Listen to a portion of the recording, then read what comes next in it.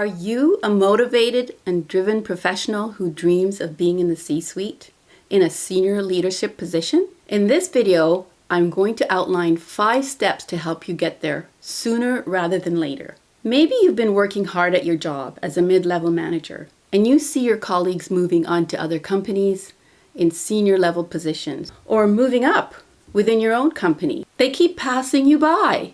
What has made the difference for most of these people? They had a system. They may not have told you about this, but if you watched carefully, you would have seen they were working with a system. They had a clear vision for themselves, and they developed a plan of action to make things happen. Here are the 5 steps. Step 1, create a vision for yourself.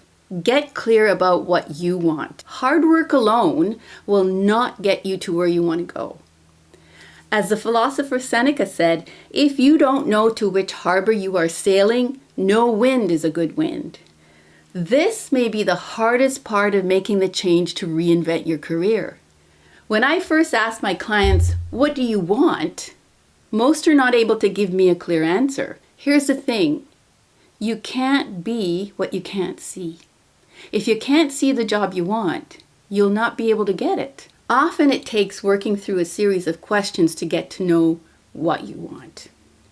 Start by asking yourself these questions. What are the things I don't like about my current job and the jobs I've done in the past?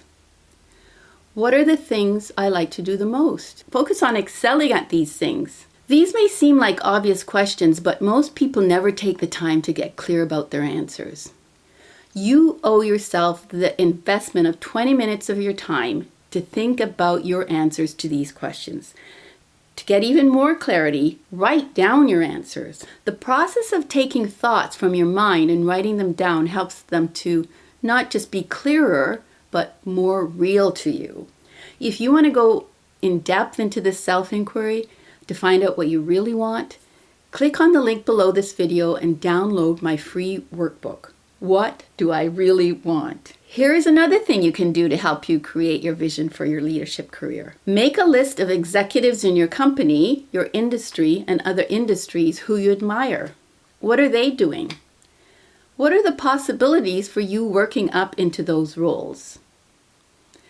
What is one step you can take right now to start that movement? Step 2.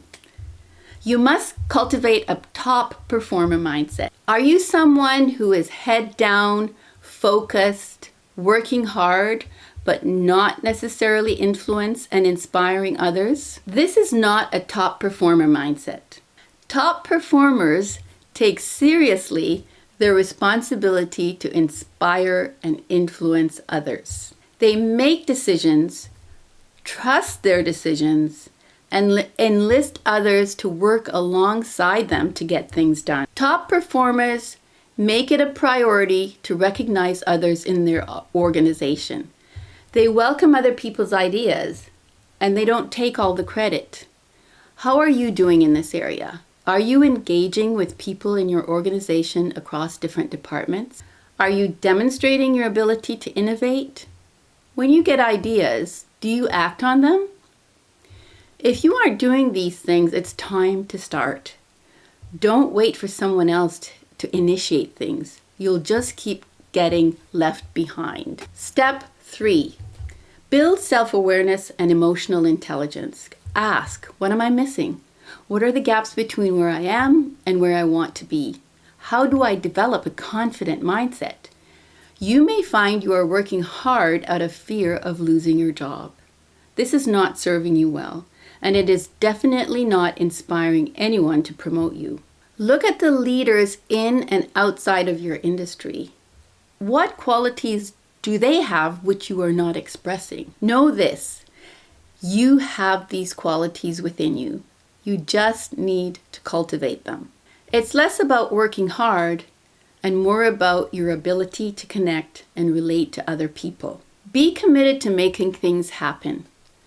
Take credit for the things you do, but don't forget to openly praise everyone on your team. No one does anything alone in any organization. So offer appreciation and constructive compliments openly and with sincerity to everyone who assists you in your work. How does this kind of praise sound? Dale Carnegie gives us some help here. He says, use positive words like excellent, wonderful, outstanding. But don't just leave it at that. Be specific about what they did to help you. Acknowledge the good outcome of their efforts and genuinely thank them. Carnegie also says, be public with your praise of others. Act like the leader you want to be. You don't need to have a title to be a leader, but you are more likely to secure the title if you are already being a leader. Step 4, network, network, network.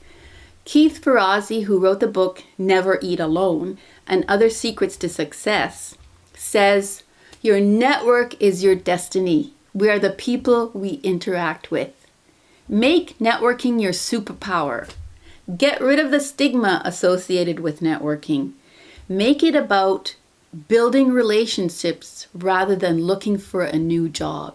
See networking as you creating a circle of influence where everyone gets the opportunity to help each other.